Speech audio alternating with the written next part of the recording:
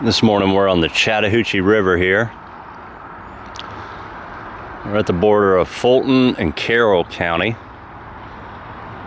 You go up this river a long ways, you can get up to Helen, where as a kid I used to shoot the hooch. You can go far down that river, you'll get down near Columbus, Georgia. In the 1700s, the Chattahoochee River was one of the rivers that a lot of the Creek Indians lived along, down near Columbus, Georgia. Creek Indians were generally separated into upper and lower creek towns. Upper towns occupying the Tallapoosa and the Alabama River areas, and the lower creeks occupying the Chattahoochee and Flint rivers. A lot of those towns or towwas were their own sort of polities or their own sort of seats of government. The Creek Nation is kind of a concept that was forced upon them by European nations. So you had towns like the Cowetas and the Casitas, Abicas. I may be murking the pronunciation, but nonetheless, a lot of those towns were the tribes, or whatever you want to call it. Creek is kind of painting with a broad brush. Nonetheless, they lived along this river here, the Chattahoochee. And we're a bit north. It's probably 40 miles down to Columbus from here. I don't know how long on a river, but we're a ways north of some of those town sites, but they lived all through this part of Georgia. Today we're going down into Franklin County to check out a woman by the name of Mayhayley Lancaster and some of her family members. Mayhayley Lancaster was a mystic in the early 1900s. If you've ever watched Murder in Coweta County, she was in that story. She's the woman that the murderer went to ask where the body was. And she used her sort of mystic abilities to tell him that the body was in the bottom of a well or somewhere. I'm not exactly sure. I've never seen the movie. Nonetheless, it's bright and early. There's a horseway out there. I got a different lens today. I got a much wider lens, so this will be the first time I'm filming with it. And I'm having to drive almost 2 hours to get to her grave, so if anything's messed up, I'm still gonna post it. I don't give a shit. Onward. One last thing about this little area here. Somewhere down this trail, there's about 100-pound quartz crystal. I came here one Christmas Eve on the way out to a family member's house and went walking back through here and found a bunch of rock crystals, and one of them was just too big to pull out of the woods, but I've always sort of mentally noted one of these days I'm gonna go out there and get it. We're sitting here at Caney Head Methodist Church, right in front of the grave of the Oracle of the Ages, otherwise known as Amanda Mayhayley Lancaster. She's buried on the family plot here, some of her siblings and her parents. Her biography is titled Oracle of the Ages, and this is actually a signed copy by the author. I recommend buying used books. It's not all that rare to get signed copies, but some of these pictures are much better in some of my research. I scanned some pages from the Heard County history books. But she was very much a character. And down here in the South, some of our characters, to outsiders, they might want to be made fun of, or even some of the insiders may want to make fun of them, but they're very much protected in their communities. And that's kind of the impression that I got when I read this book, is that, she was kind of out there and a fortune teller, but very much a beloved character here in the community. In this book, it talked about how she would walk to this church. And I tried doing some research to see where she lived, and I couldn't figure it out, but apparently she would walk up to 2 miles, or about 2 miles or so, to this church here, and she would always have with her a bunch of dogs that would then go into that church with her. This here is the grave of Sally Mitchell. This was Mayhayley Lancaster's sister, who married, and she had a kid, little Johnny, who's also buried here on this plot. One thing to note is that their death dates aren't marked. In that book, it talked about Sally and Mahaley lived together, and they were very close. When Mahaley died, Sally was holding her. And the story said something to the effect of they had to like pull Sally off of her because she was so upset. So this is not the original stone of Mayhayley Lancaster. I'll put a picture up of what the original stone looked like. And this new stone has an incorrect death date. On it is November 22nd, 1955. And just for reference, in this biography here, she died May 22nd, 1955. And I've got a couple other sources that mention the death date being May of that year as opposed to November. I don't know how that happened, but nonetheless, this is the incorrect death date. It's also incorrect on Wikipedia. And one of my goals is to correct that. But this newer stone has the same epitaph as her older stone. For neither did his brethren believe in him. St. John, 7th chapter, 5th verse. There's all sorts of little trinkets and stuff. There are people that still come visit her, even some quartz. It looks like maybe a rose quartz of sorts. Mayhayley Lancaster was the first woman to run for public office in Georgia. She ran for Senate in 1922. There's all sorts of little tidbits that I learned, and if you would love to learn more about her, I recommend this biography, Oracle of the Ages.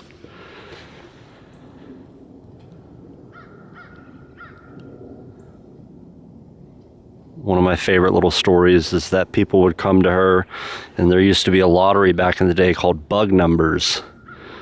And people would come to her to get those bug numbers, and there were some children that lived in the area that would come to her house and fiddle around, and she would have them write out numbers. So people would be coming and getting these fortunes, these numbers from Mahaley, but it was just some of the little kids in the area just writing down numbers at random.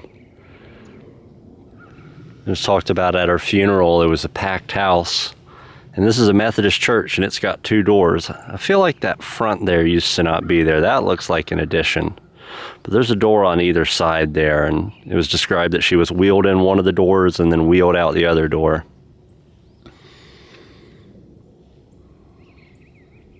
In this area, they'd have a thing called Decoration Day, where the families would come out to the cemetery and decorate all the graves. And it talked about how she would come to that event and decorate graves of her family members. This is her mother here. She died on my birthday. And her father. This is her brother. And another one of her brothers here. I'm not sure who this is. The stone's broken, but another one of the Lancasters. Or the Lancasters.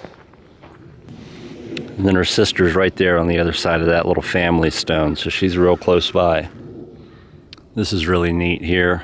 I've seen these, especially as you get like kind of on the western side of Georgia. Like I saw them like in like Providence Canyon area, these like wooden fences around graves, and specifically this roof here. I always think that's really pretty. And this lens here is able to capture all of it, which I think is so fucking cool.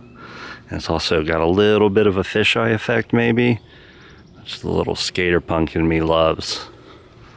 The guy that told me about this talked about coming out here in the 80s, back when this was a dirt road, and how if you ran around the church a certain number of times, something would happen, blah, blah, blah. There's a lot of folklore about this woman now that she's passed. And you can tell this church has its run of visitors, because there are cameras under the roof there that overlook this cemetery, which is a bit unusual to be this far out in the country, and they've got camera systems nonetheless.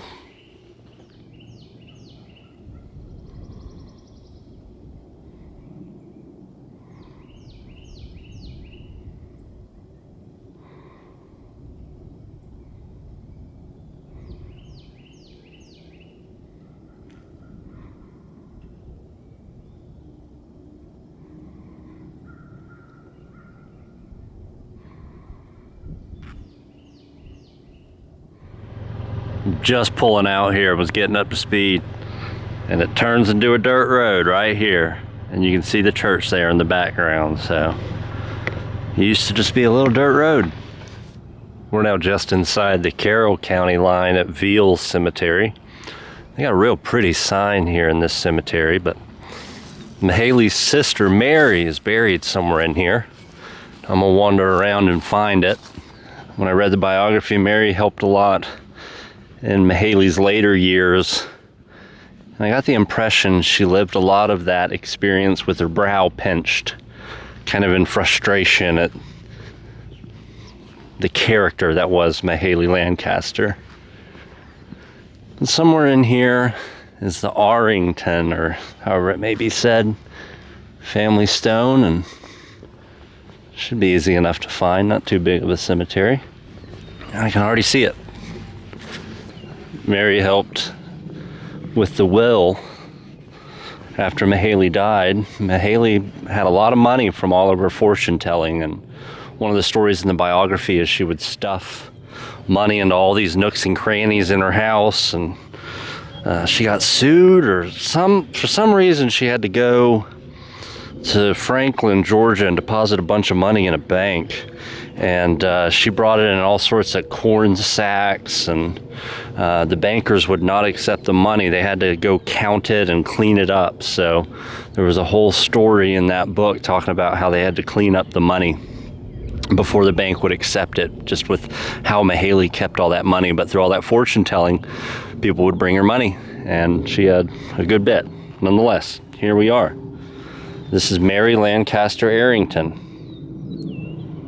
This is Mayhayley Lancaster's youngest sister, and she did a lot of work for Mahaley late in her life and after she died. Girl. This guy was definitely a farmer. This is really cool. Looks like a barn, like the front of the barn, and it's got a cow's head poking through.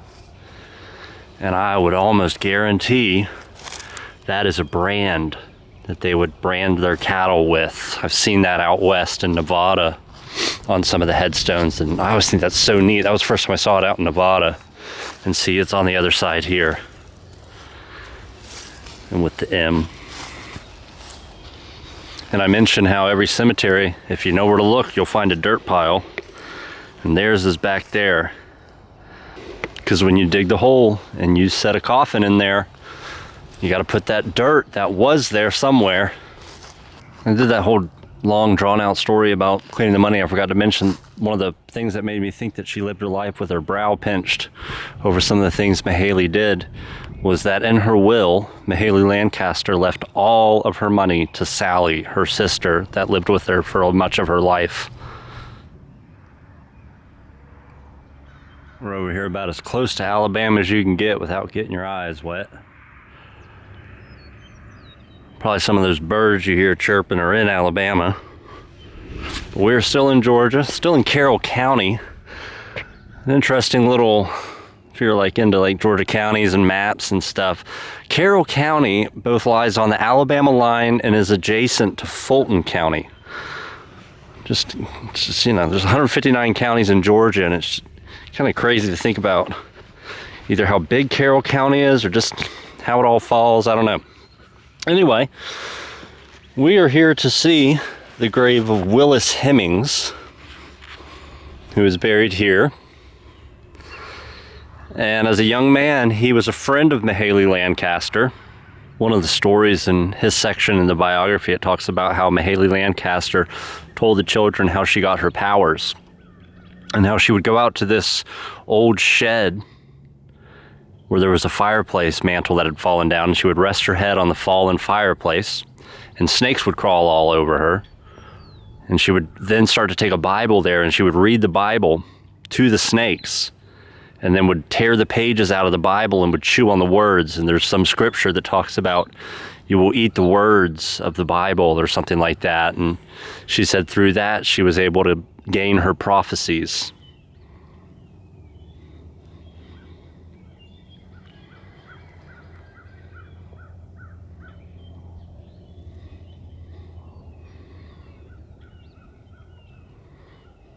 You might not have much reason to go out to Heard County to visit Mayhayley Lancaster's grave. It's kind of a destinational. There's not much around. Nonetheless, it's a fascinating little piece of Georgia folklore. And researching it and coming to some of these sites brings you to places like this. I mean, this is just beautiful.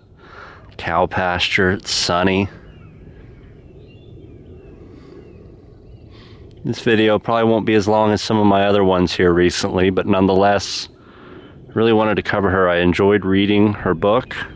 Went to Athens Library, which is a really cool, they have a great, the Heritage Room has a staff member, which I just think is so cool. And there I was able to read some of the Heard County history books. And I may wander around here a little bit more and check out some of the graves in this cemetery, but Mayhayley Lancaster, check her out. Pretty cool story.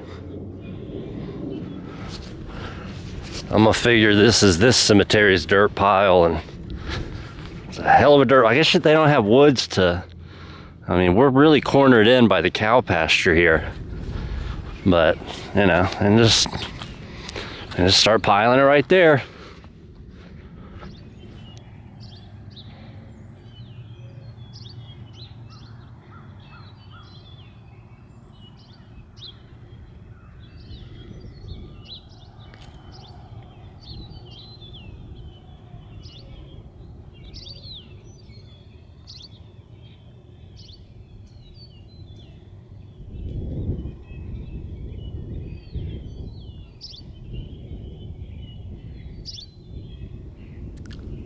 These are Alabama cows. It might not look like it, but they are. Can't get this close to Alabama without coming in and touching.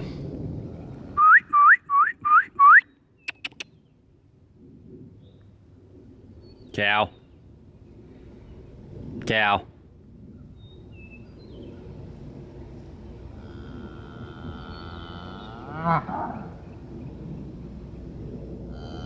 Ah.